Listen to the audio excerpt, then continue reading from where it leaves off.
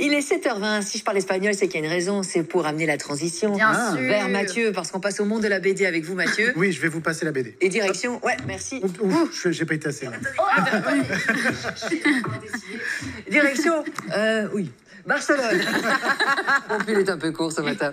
Direction Barcelone avec cette couverture un peu choc. On va en parler. Oui. Je suis leur silence. Intriguant déjà. Exactement. Est-ce que vous aimez Barcelone? Oui. oui. J'ai jamais été, mais il paraît que c'est génial. Je veux y aller. Oui, c'est génial. Est-ce que vous aimez le cava? Oui. Ouais. Oh oui. À petite dose, évidemment, avec Naturellement. modération. Ben, bien Est-ce que sûr. vous aimez les polars? Oui. Alors, ce livre est pour vous, puisque c'est un polar qui se passe à Barcelone, dans le monde du cava, qui est signé par un auteur catalan. Donc, il vient de Barcelone, il est né à Barcelone. Il s'appelle Jordi Lafèbre. Hola. Et il fait partie de ces auteurs de BD. Qu'est-ce tal? Quand il sort une nouvelle BD, il fait partie de ces auteurs que je suis de près. Je me dis, ça va être intéressant, parce que c'est toujours intéressant. Donc, il a d'abord été remarqué comme dessinateur sur une délicieuse série qui s'appelle Les Beaux Étés, scénarisée par Zidrou.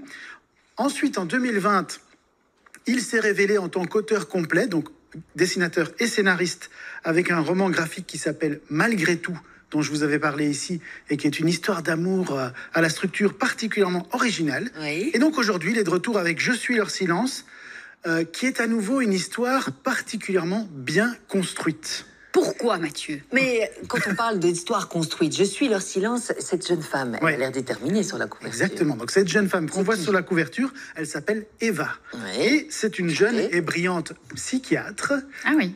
Mais vous savez, les psychiatres, on aurait pu en parler avec Stéphanie, les psychiatres, parfois eux-mêmes, ils ont un comportement un peu excentrique. Et Ouais. ça lui attire régulièrement des gros ennuis. Et donc, au début de l'album, on la retrouve en train de fumer tranquillement une cigarette sur le rebord du toit d'un immeuble de Barcelone. Elle a Ouais. 2 doigts de tomber. Oui. Son psychiatre, à elle, panique complètement, lui demande de descendre.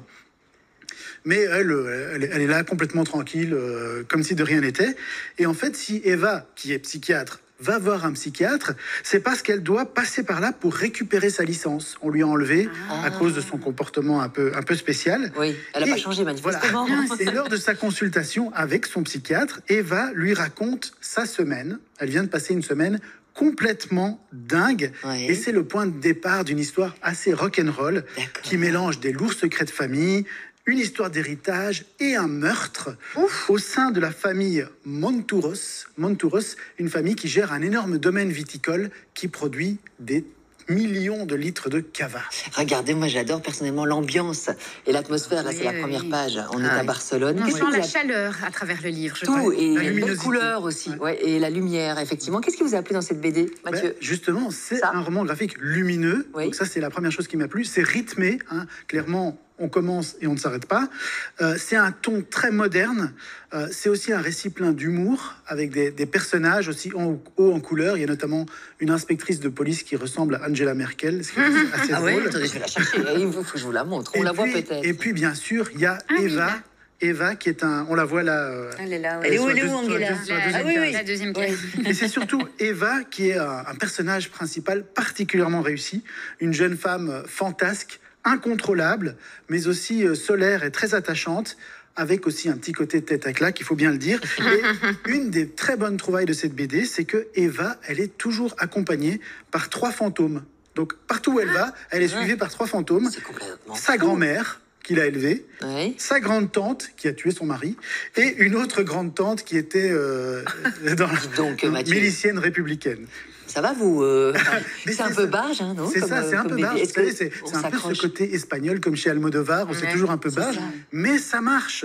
Et donc, ce qui est intéressant dans cette BD, c'est évidemment les complots au sein d'une riche famille, avec toutes les révélations et les rebondissements que ça implique. Et puis, ce qui est très intéressant, c'est que ça se déroule dans le monde du cava, qui est un monde, on a tous déjà bu un verre de cava, Ouais, mais bien on ne sûr. connaît pas bien le monde de la production du cava. Et donc, ça apporte clairement un plus, parce que c'est un monde que Jordi Lafèbre, qui vit à Barcelone, Ouais. qui a de la famille, qui travaille aussi dans le cava. Il connaît très bien ce monde-là.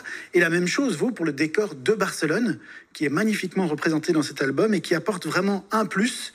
Donc je pense que tous les ingrédients sont réunis pour faire de ce polar catalan Ouais. une franche réussite avec des personnages hauts en couleur, un décor original, des dessins énergiques et efficaces. et surtout une histoire loufoque. Mais justement, on reste accroché, Mathieu. Oui, ou pas? oui, oui, Je veux oui. dire, On ne perd pas le fil. On perd pas le fil. Non, vous Parce êtes que sûr c'est pour ça que c'était un peu comme malgré tout son album précédent. Là aussi, on se disait, mais c'est construit un peu spécialement comme un Oui. puzzle. Et puis finalement, toutes les pièces du puzzle tombent bien ensemble. Et à la fin, on se dit, waouh, j'ai été embarqué par cette histoire. Ben, vous nous avez embarqué, Mathieu. Je suis leur silence, déjà rien que le titre et puis les dessins. Bref, c'est somptueux. Jordi Lafèvre, il Oui. signe tout. Alors, il fait dessin et scénario, on est bien Wow. d'accord. Il est tout seul sur la couverture, vous allez me dire. C'est un peu normal. On joue par SMS maintenant. C'est une BD à remporter là tout de suite par SMS au 6003. Démarrez votre message par... Qu'est-ce qui est écrit? BD. BD. Nom, prénom, coordonnées complètes, adresse mail, tout ça au 6003. 75 cents, c'est par message envoyé. Bonne chance. Et en plus, il y a cette BD, mais il y en a une autre aussi qu'on va rajouter dans le colis. Deuxième BD avec vous, Mathieu, ce sera tout à l'heure. Le retour du capitaine Nemo. On change d'univers. Regardez, Oui. quand vous voyez les deux couvertures. Attendez, La lumière oui, et l'ombre. Et l'ombre. Oui, mais est-ce qu'on a envie d'ombre? nuit. C'est ça. Deux beaux albums à remporter là par SMS. C'est bien le 6003, 75 cents par message envoyé. Démarrez votre message, votre SMS par BD.